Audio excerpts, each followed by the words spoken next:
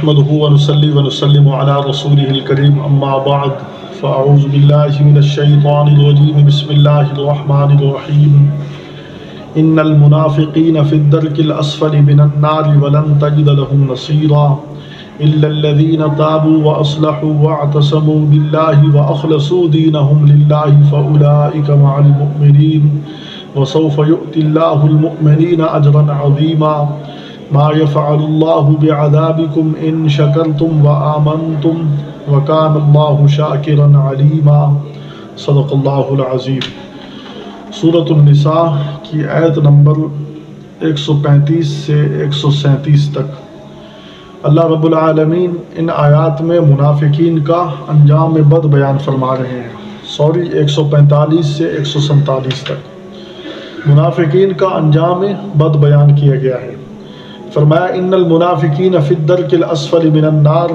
بے شک منافق سب سے نیچے درجے میں دوزخ کے ہوں گے۔ منافق اس کو سب سے سخت ترین سزا دی جائے گی، جہنم میں سب سے نیچے درجہ اس کو دیا جائے گا۔ اس کی وجہ کیا ہے؟ وجہ یہ ہے کہ اس نے دو غلطن اختیار کیا ہوا ہے۔ ایک ہے کافر، مسلمان اس کے لیے ہر وقت حالت جنگ میں ہے، جہاد میں ہے، لیکن ایک ہے منافق۔ منافق وہ ہوتا ہے جس کو آستین کا سانپ کہتے ہیں، جو بظاہر مسلمانوں کا ہمدرد ہے، بظاہر ہمدردی بھی سمیٹ رہا ہے، بظاہر مسلمانوں کا خیر خواہ بھی ہے، نماز میں بھی شریک ہوگا، زکوٰۃ بھی ادا کرے گا، ارکان اسلام بھی ادا کرے گا، لیکن دل کے اندر اس نے کفر چھپایا ہوا ہے، اور دل کے اندر اس کی محبت کفار کے ساتھ ہے، دل کے اندر اس کے تعلقات، دلی گہری دوستی اس کے کفار کے ساتھ ہے،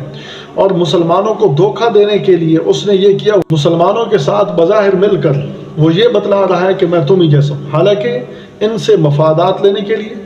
ظاہری طور پر جو مسلمان کو مراعات ملتی ہیں ان کے لیے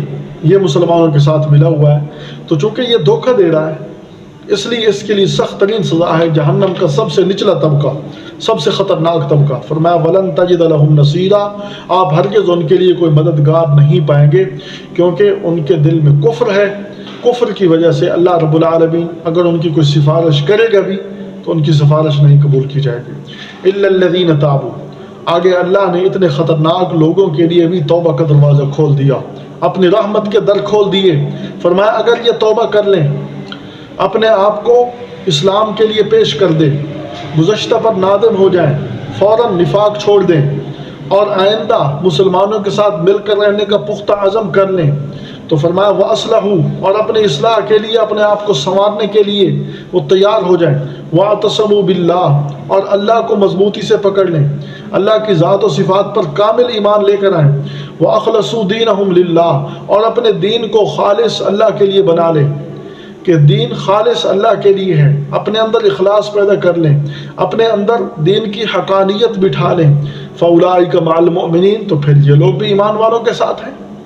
جب ان کے اندر یہ صفات آ گئی، توبہ کر لی، اصلاح کر لی، اللہ کے ساتھ تعلق بنا لیا، اللہ کے دین کو خالص اللہ کے لیے کر لیا، تو فرمایا یہ ایمان والوں کے ساتھ ہے۔ فرمایا وَسَوْفَ يُؤْتِ اللَّهُ الْمُؤْمِنِينَ أَجْرًا عَظِيمًا، اور اللہ تعالیٰ ایمان والوں کو اجر عظیم عطا کرے گا۔ اللہ تعالیٰ کا وعدہ ہے ایمان والوں کو میں اجر عظیم دوں گا، تو ایمان والوں کے لیے تو اللہ کے وعدے چل رہے ہیں۔ تو فرمایا جب اللہ ان کو اجر عظیم دے رہا ہے تو اس صورت میں ان کو گھبرانے کی کیا ضرورت ہے؟ ما يفعل اللہ بعذابکم،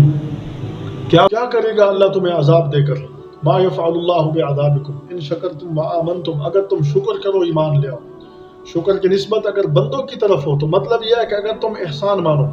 اللہ تعالیٰ نے جو تم پر احسانات کیے ہیں ان احسانات کی قدر کرو، احسان مانو، تو اللہ تعالیٰ کی نعمتوں کا احسان، اور اگر شکر کی نسبت اللہ کی طرف کی جیسے آگے آ رہا ہے وَكَانَ اللَّهُ شَاكِرًا عَلِيمًا، تو مطلب یہ ہوگا کہ اللہ قدردان ہے، اللہ تبارک و تعالیٰ تمہارے جو اعمال ہوں گے ان کی قدر کرنے والے ہیں، علیمہ جاننے والے ہیں۔ تو اللہ عذاب کیوں دے گا؟ انسانی فطرت کا تقاضا یہ ہے کہ انسان پر شریعت لاگو کی جائے، فطرتی طور پر انسان کو ایسا بنایا گیا ہے کہ اس کو شریعت کا پابند کیا جائے، کیونکہ اس کے اندر اللہ نے ملکیت اور باہمیت کا مادہ رکھا ہے۔ ملکیت کی صفات بھی اس کے اندر ہیں، باہمیت کی صفات بھی اس کے اندر ہیں۔ اگر اس کو شریعت کا پابند نہ بنایا جائے تو یہ باہمیت والی صفات اپنا کر یہ درندوں سے بدتر ہو جاتا ہے، انسان درندوں سے بدتر ہو جاتا ہے۔ لیکن اگر اس کو فطرتی طور پر اس کی فطرت کے تقاضے کا خیال کرتے ہوئے اس کو اسلام کا پابند بنایا جائے، اس کو دین کا پابند بنایا جائے، تو پھر یہ مسجود ملائک کے قائم مقام ہے، پھر یہ بہت اعلیٰ شان رکھتا ہے، پھر یہ فرشتوں کی تعظیم کی جگہ پر ہے۔ لیکن ہو تو انسان نا، اب ایک جانور درندہ ہے، اس کو آپ گوشت کھلائیں، اگر بکری بھی گوشت کھانے لگ جائے، حالانکہ اس کا وہ مزاج نہیں ہے، درندے کا مزاج اللہ نے بنایا گوشت کھائے، بکری گھاس کھاتی ہے، اگر بکری بھی گھاس کھانے لگ جائے تو وہ بھی درندہ بن جائے گی، حالانکہ اس کی صفت ایسی نہیں ہے۔ تو اگر انسان اس کے اندر دین کی محنت کا داعیہ ختم ہو جائے، دین کی محنت والا پہلو ختم ہو جائے، دین ختم ہو جائے، تو یہ باہمیت والی صفات اس کے اندر غالب آ جائیں گی، اور انجام کیا ہوگا کہ پھر عذاب کا مستحق ہوگا۔ لیکن اللہ فرما رہے ہیں